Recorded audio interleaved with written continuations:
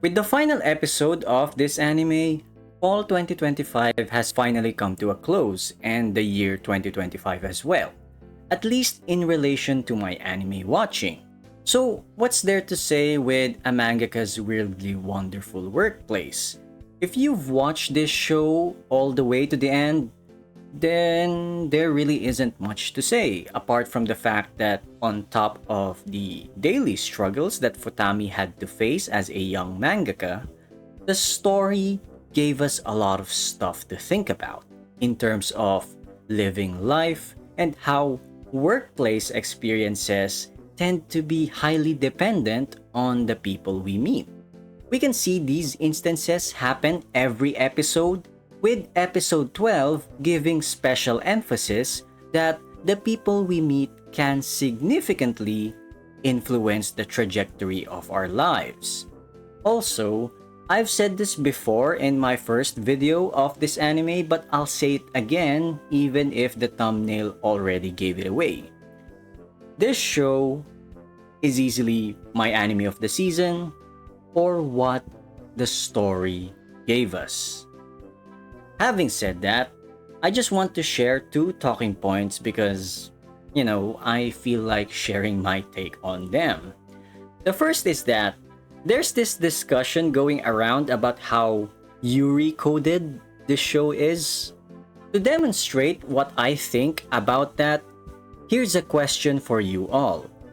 The things that happened in this anime, basically any interaction with any two characters, can a platonic relationship do it as well? If you're leaning towards yes, then here's what I'll say. You actually agree with me in saying that this show isn't really Yuri. How so? For this show to be Yuri to begin with, there has to be a degree of physical tension to it. I used to like watching Yuri anime with Bloom Into You and Adachi and Shimamura as my anchor points when it comes to any Yuri discussion. And if memory serves, everything that happened in a mangaka's weirdly wonderful workplace, it's nowhere near actual Yuri. This is why even if I can see some scenes be interpreted as Yuri coded, it simply ends there. An interpretation. Actual Yuri doesn't need to be interpreted as such because actual Yuri, it just happens.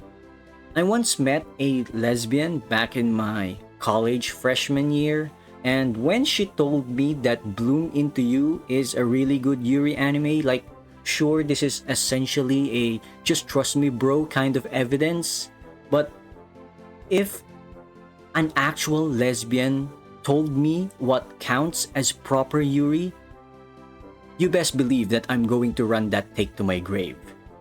If you haven't seen Bloom Into You, it's kinda difficult to see the point that I'm trying to make, of which I don't take that against you, but for those who have seen it, you know it to yourself. There is actual physical tension between you and Toko.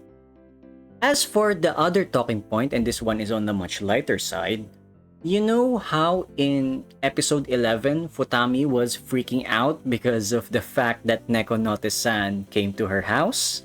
To which Hasan was a bit dismissive of the occasion, but Futami defended her feelings by stating that seeing someone online and then face-to-face are two different things.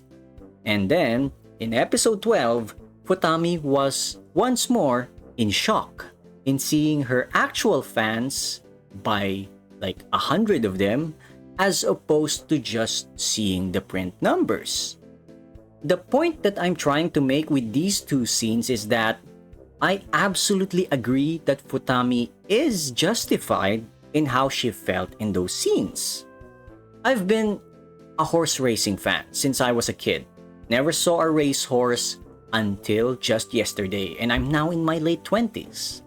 When I made the solo trip to our local track, which is like several cities away from the capital. And yes, this just happened yesterday. Like here, you're just looking at an image of this racehorse, this thoroughbred, Basically, this picture is something I took from my cell phone, but here's the thing.